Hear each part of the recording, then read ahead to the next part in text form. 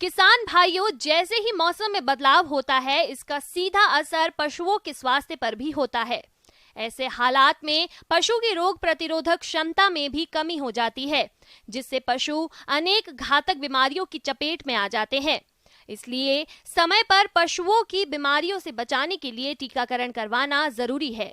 तो आप किस प्रकार से करवाएं पशुओं के टीकाकरण, जिसके बारे में विस्तार से बता रहे हैं पशु वैज्ञानिक डॉक्टर प्रवीण कुमार।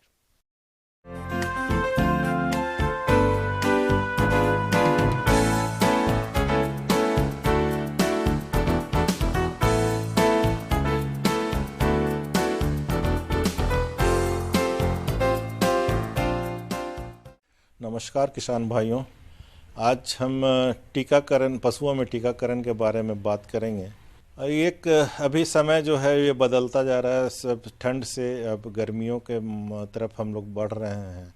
इस समय जो तापमान है वो धीरे धीरे बढ़ रहा है, तो इस मौसम में फरवरी मार्च में के बाद एक उपयुक्त समय हो जाता है, उपयुक्त माहौल बन जाता है कीटाणु विषाणुओं को बढ़ने का।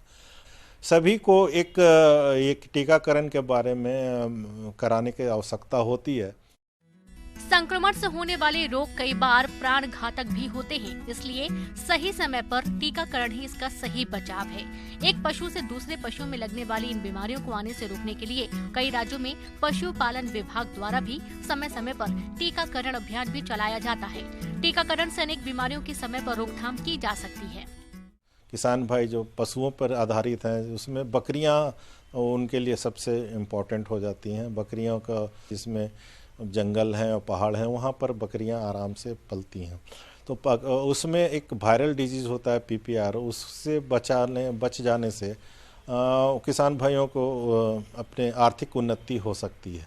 तो पीपीआर जो एक वायरल डिजीज़ है, उसका उपचार नहीं हो पाता है, लेकिन उसका हम लोग बचाव कर सकते हैं।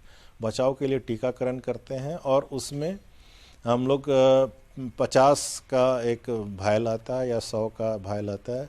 किसान भाई जिनके पास अपने पास 10-15 हैं या बड़े किसान हैं जिनके पास 100 से ऊपर हैं, तो वो अपना कर सकते हैं।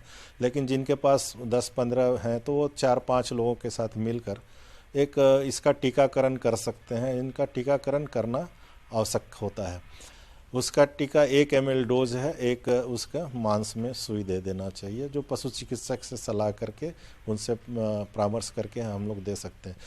खुरहा चपका जो है गौवंशीय में बहुत ज़्यादा फैलता है और वो उससे इकोनॉमिकल लॉस पूरे वर्ल्ड में सबसे अधिक इकोनॉमिकल लॉस हो रहा है, क्योंकि उससे जो प्रोडक्शन होता है वो कम हो जाता है। और फिर जब वो खुरहा चपका रोग ठीक भी हो जाता है तो जितना प्रोडक्शन हो रहा है उतना कभी नहीं पहुंच पाता है। तो हमको खुरहा चपका का टीकाकरण बकरियों में भी करना चाहिए और गाय भैंस जो गौवंशीय हैं, जो उसमें खुर के जिसमें होते हैं, उनमें भी करनी चाहिए। और अगर कोई पशुपालक पिगरी को, सुअर को भी रखे हुए हैं, तो उसमें भी खुरहा चपका का टीकाकरण करना चाहिए। लेकिन जो खुरहा चपका है वो उसमें 6 महीना का ही रोग से लड़ने की क्षमता उस पशु में आती है। तो खुरहा चपका का हम लोग टीकाकरण साल में 2 बार कराते हैं, एक समय जब मार्च अप्रैल में और एक है अक्टूबर नवंबर में।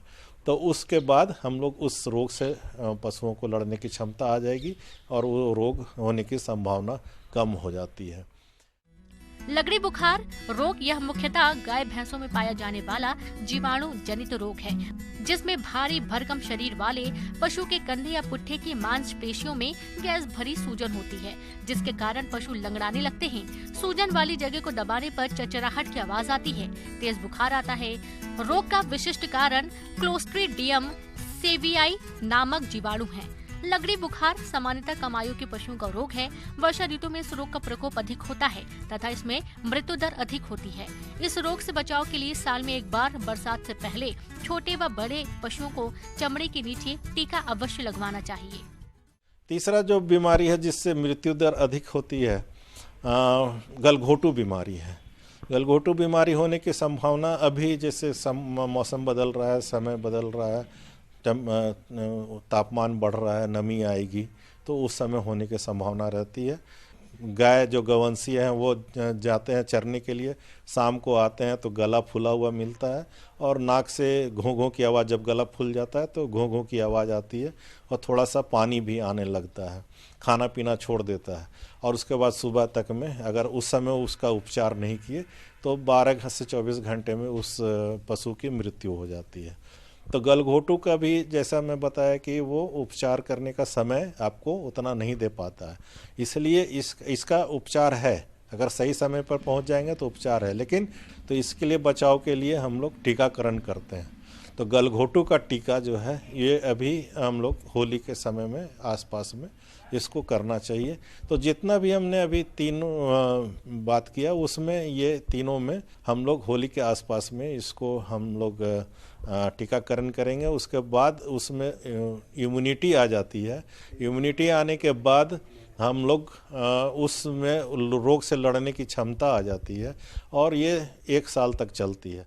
लेकिन एक चीज़ ध्यान देना है, टीकाकरण करने से पहले कृमिनाशक दवाइयाँ जरूर दे दीजिए। 1 हफ्ता पहले कृमिनाशक दवाई दे दीजिए और उसके बाद 1 हफ्ता के बाद में टीकाकरण कर लीजिए। रोग से लड़ने की क्षमता पशुओं में आ जाएगी। आगे